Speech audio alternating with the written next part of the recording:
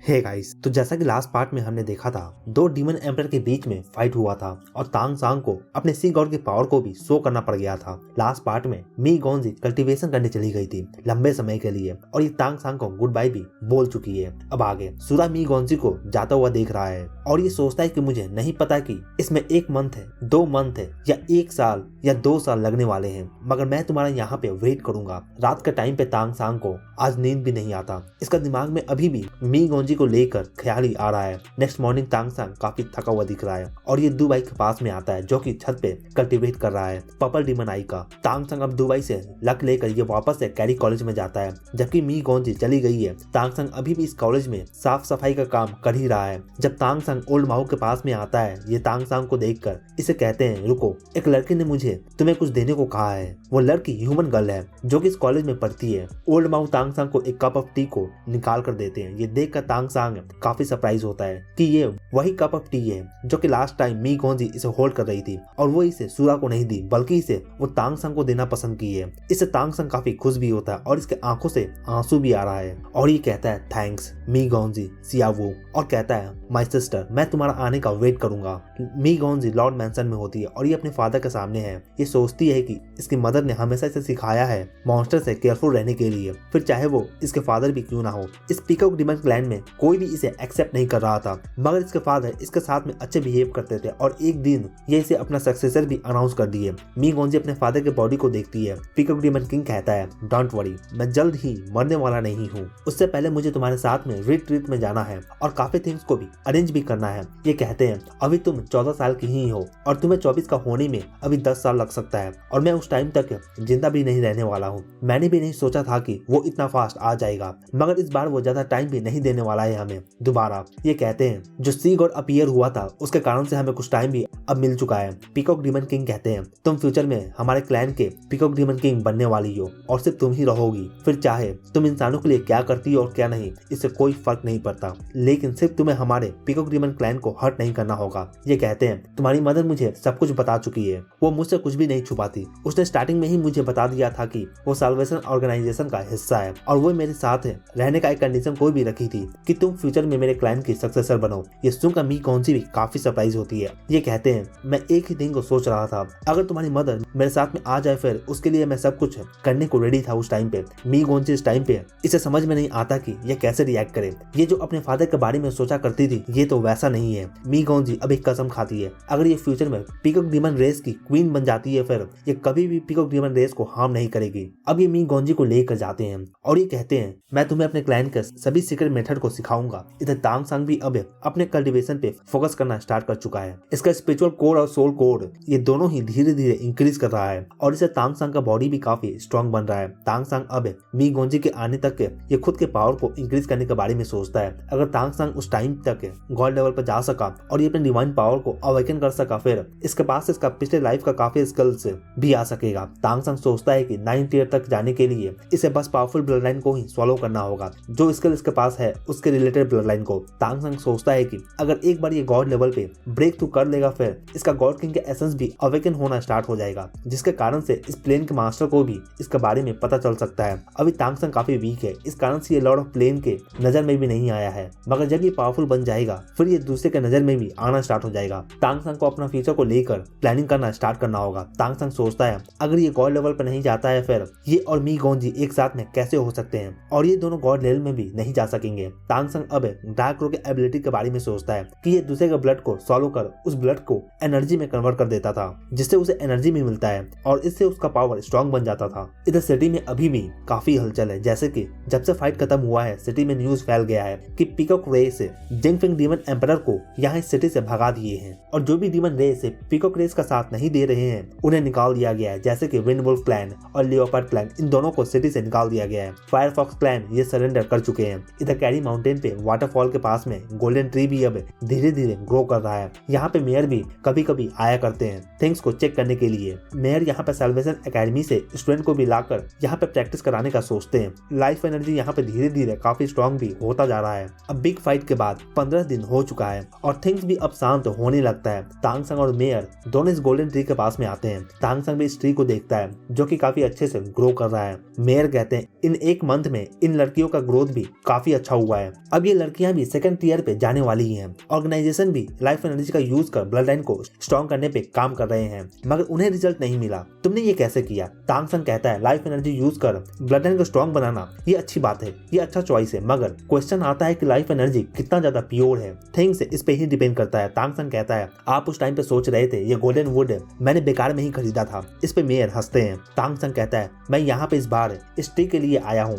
ये ट्री अब ग्रो कर रहा है और अब ये जल्दी ही एक फुल ग्रोन ट्री में बदल जाएगा। उससे पहले हमें इसे कवर करना होगा। इस पे मेयर कहते हैं तुम इसे मैजिक सर्कल से कवर करने वाले हो? तांगसंग सर हिलाता है। तांगसंग कहता है मैं 2 मैजिक सर्कल को लगाने वाला हूँ। एक तो इस पूरे वैली को कवर कर देगा और दूसरा इस गोल्डन ट्री को फास्ट ग्रो करने में हेल्प करेगा। तांगसंग मेयर को कहता है आपको मेरा हेल्प करना होगा, आपने बेसिक फॉर्मेशन को सीख तो लिया है ना? इस पे मेयर कहते हैं हाँ। फिर तांगसंग कहता है आपको स्पीड गैदरिंग फॉर्मेशन को सेटअप करना होगा, टोटल 18। मेयर कहते हैं इसमें काफी एलिमेंटल कॉइन भी यूज होगा। इस पे तांगसंग कहता है जो ये फॉर्मेशन को क्रिएट किया था, तांगसंग उसे सेल करने का आइडिया देता है और उससे पैसे बनाने के लिए भी, मगर ये मेयर को सेल करने को नहीं कहता। ये कहता है ऑर्गेनाइजेशन को ये सेल करने को कहें, जो प्रॉफिट आएगा वो हमारे साथ में भी शेयर करे। इस तरीके से हम इसमें इन्वॉल्व नहीं होंगे, इससे हम दोनों का ही फायदा होगा, हमारा भी और साथ ही ऑर्गेनाइजेशन का भी। इस पे मेयर कहते हैं स्पीड गैदरिंग फॉर्मेशन को तुम सेल करना चाहते हो? इस पे तांगसंग कहता है ये फॉर्मेशन उतना कुछ खास नहीं है, ये नॉर्मल फॉर्मेशन है। इस पे मेयर भी काफी सरप्राइज होते हैं कि ये इस तरह के फॉर्मेशन को नॉर्मल बोल रहा है। तांगसंग कहता है जब आप इसे सेल करो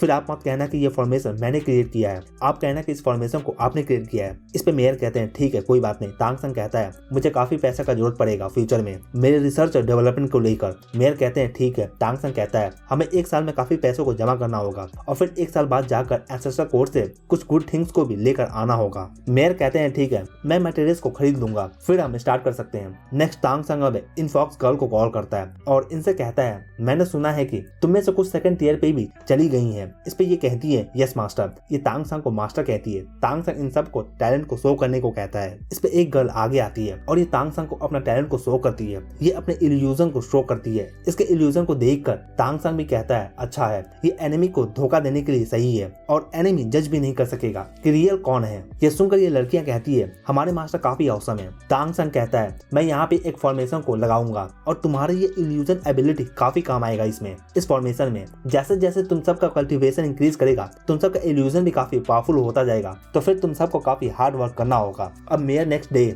मटेरियल को लेकर आ जाते हैं फॉर्मेशन को क्रिएट करने के लिए। स्पीड गाइडिंग फॉर्मेशन ये एक सिंपल मैजिक सर्कल है, जबकि सब कुछ रेडी है। फिर तांगसंग हर दिन आकर अब इस फॉर्मेशन को बनाना स्टार्ट करता है। इसमें टोटल 1 वीक लग जाते हैं। तांगसंग इन गर्ल्स को भी ऑर्डर देता है क्योंकि ये इनके एबिलिटी से ये फॉर्मेशन काफी अच्छा इल्यूजन इफेक्ट को प्रोड्यूस कर सकता है और साथ ही तांगसंग खुद ही काफी कॉम्प्लिकेटेड मैजिक सर्कल बनाना स्टार्ट करता है इस गोल्डन ट्री के अराउंड। मेयर भी अब तांगसंग के काम और इसके एक्सप्लेनेशन को सुनकर इस मैजिक सर्कल के बनने के टाइम पे ये काफी हैरान है। तांगसंग अपने पीछे वर्ल्ड में ये ज्यादा इन मैजिक सर्कल के बारे में नहीं सीख सका था। उस टाइम पे इसके पास में ज्यादा टाइम भी नहीं हुआ करता था क्योंकि वहाँ पे वॉर ही चल रहा था। लेकिन जब ये गॉड बना और जब ये गॉड डल में गया फिर वहाँ पे इसके पास में काफी टाइम ही था और ये काफी थिंग्स को उस टाइम पे सीख भी सका था। अब हाफ मंथ में तांगसंग ट्री के अराउंड एक मैजिक सर्कल को लगा देता है और फॉक्स गर्ल को भी थिंग्स को एक्सप्लेन करने को कहता है इस फॉर्मेशन के साथ में ये कैसे काम कर सकती है। ये सर्कल कंप्लीट हो चुका है। फिर तांगसंग अब इसे स्टार्ट करता है। इसमें ड्रॉप ऑफ ब्लड को ऐड करने के बाद इसमें से अब लाइट भी इमिट होना स्टार्ट होता है। जैसे ही ये 18 स्पिरिट गैदरिंग फॉर्मेशन स्टार्ट होता है इससे अब काफी मिस्ट भी आना स्टार्ट होता है। व्हाइट मिस्ट निकलकर अब पूरे वैली को ही कवर कर लेता है जिससे कोई भी इसके अंदर में इंटर नहीं कर सकेगा।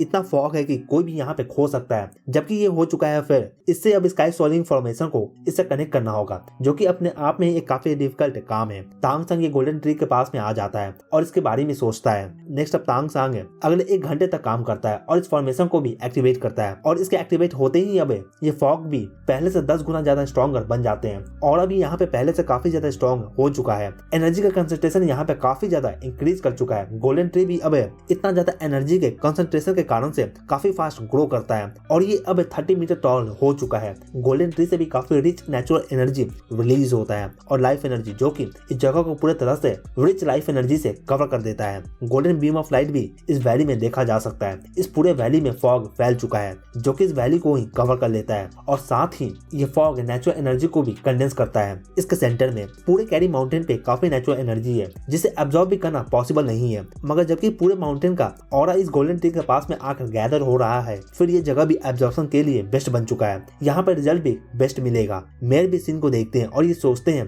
तांग संग जो भी करेगा उसमें ये इसका सपोर्ट जरूर ही करेंगे, जबकि इसका सभी एक्शन ह्यूमंस के लिए ही होता है। तो फिर तांग संग इन गर्ल्स को कहता है अब से तुम सभी इस मैजिक सर्कल के बारे में भी समझना स्टार्ट करो और इसे स्टडी करना। मैं हर मंथ आकर तुम्हारा टेस्ट जरूर लूंगा। इस पे ये कहती है यस मास्टर। इसके साथ अब टाइम भी पास करता जाता है। तांग संग अब रात में ज्यादा कैरी कॉलेज के स्टोर में भी नहीं जाता, बल्कि ये गोल्डन ट्री के पास में आकर कल्टीवेट करता है, जबकि यहाँ पर एनर्जी काफी ज्यादा रिच है। तो फिर तांग संग गोल्डन ट्री के बारे में ये मेयर से डिस्कस भी करता है कि ये एकेडमी को इसके बारे में बता दे, लेकिन मेयर कहते हैं अभी नहीं, इसे हमें सीक्रेट ही रखना होगा। तांग संग भी इनका गुड इंटेंशन को समझता है और कुछ दिन बाद मेयर फिर से काफी बिजी हो जाते हैं। जैसा कि तांग संग ने कहा था, ये फॉर्मेशन को ऑर्गेनाइजेशन के थ्रू सेल करना स्टार्ट कर देते हैं और देखते ही देखते ऑर्गेनाइजेशन इसे फॉर्मेशन का बिगेस्ट सेलर बन जाता है। जैसे कि तांग संग ने सोचा था, इससे काफी प्रॉफिट भी होता है। हालांकि इस बारे में तांग संग नहीं सोच रहा था और ये अपने कल्टीवेशन पे फोकस करता है। तांग संग भी अब उस दिन का वेट करने लगता है जब ये नेक्स्ट मी गोंजी से मिल सकेगा, जबकि वो भी कल्टीवेशन कर रही है। तो फिर इधर तांग संग भी अपने कल्टीवेशन पे ही फोकस करता है। देखते ही देखते अब 1 साल बीत जाते हैं और इन 1 साल में तांग संग अपने डिवाइन पावर को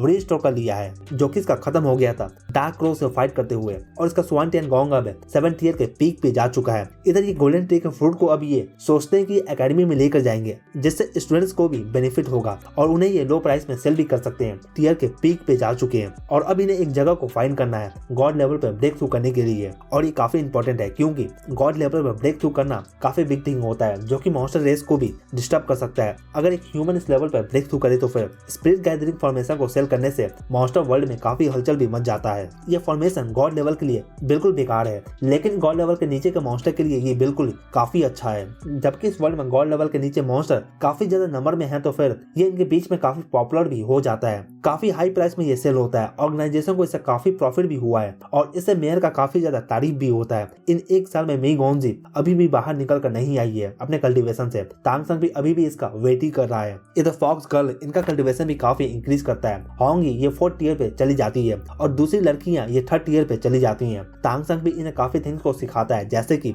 ये इन्हें पर्पल डीमन आई और घोस्टी ट्रेस मूवमेंट भी ये सभी थिंग्स को सिखाता है। मेयर अब तांग संग के पास में आते हैं और तांग संग को अपना हैंड को शो करते हैं और इससे ब्लू लाइट निकलता है। इसे देखकर तांग संग भी काफी खुश होता है और ये कहता है कांग्रेचुलेशन टीचर, आप ब्लू रैंक पे जा चुके हो ऑर्गेनाइजेशन में। ये कहते हैं इन्हें ऑर्गेनाइजेशन ने हेडक्वार्टर में आने को कहा है। ये सुनकर तांग संग पहले तो काफी हैरान होता है, फिर ये समझ जाता है क्योंकि मेयर के कारण से ऑर्गेनाइजेशन को काफी प्रॉफिट हुआ है, तो फिर वो इन्हें सेफ रखना चाहते हैं और वो इन्हें अपने पास में बुला रहे हैं। मगर मेयर कहते हैं मैंने उन्हें मना कर दिया है ट्रांसफर लेने से। तांग संग समझ जाता है कि मेयर ये इसके वजह से ही ऐसा कर रहे हैं। अब मेयर तांग संग के फेस को देखते हैं और ये कहते हैं क्या तुम मी गोंजी के कंडीशन के बारे में जानते हो? इस पे ये कहता है हाँ, वो अभी कल्टीवेशन कर रही है। मेयर कहते हैं हमारी इन्फॉर्मेशन के अकॉर्डिंग उसके फादर उसे अपने फैमिली का सीक्रेट स्किल्स को टीच कर रहे हैं। वो अपने पोजीशन को इस बार मी गोंजी को देने वाले हैं, मगर अभी वो उस लेवल पर नहीं है कि वो उनके पोजीशन को हासिल भी कर सके, तो इसके लिए पहले उसे गॉड लेवल पे ब्रेक थ्रू करना होगा। तांग संग कहता है तो इसमें कितना समय लग सकता है? इस पे मेयर कहते हैं शायद 8 से 10 साल भी लग सकते हैं। ये सुनकर तांग संग काफी सरप्राइज होता है कि इतना ज्यादा लंबा समय लगने वाला है।